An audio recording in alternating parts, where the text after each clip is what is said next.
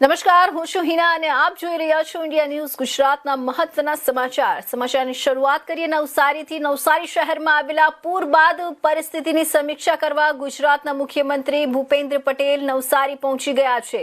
મુખ્યમંત્રી નવસારી હાઈવે પર આવેલી નિરાલી હોસ્પિટલના હેલિપેડ પર ઉતર્યા બાદ જિલ્લા કલેક્ટર કચેરી ખાતે પહોંચ્યા છે। મુખ્યમંત્રીની મુલાકાતને લઈને કલેક્ટર કચેરી ખાતે તમામ તૈયારીઓ પૂર્ણ કરવામાં આવી છે। કલેક્ટર કચેરી ખાતે યોજાનારી સમીક્ષા બેઠકમાં મહાનગરપાલિકા કમિશનર, ડીડીઓ, કલેક્ટર સહિતના ઉચ્ચ અધિકારીઓ ઉપસ્થિત રહેશે।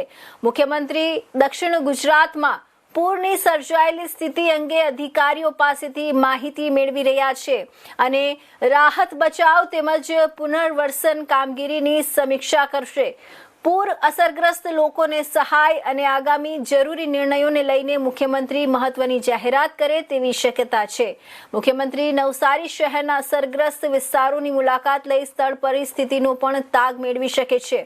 સીએમના આગમનને લઈને પોલીસ વિભાગ દ્વારા સઘન સુરક્ષા બંદોબસ્ત ગોઠવવામાં આવ્યો છે।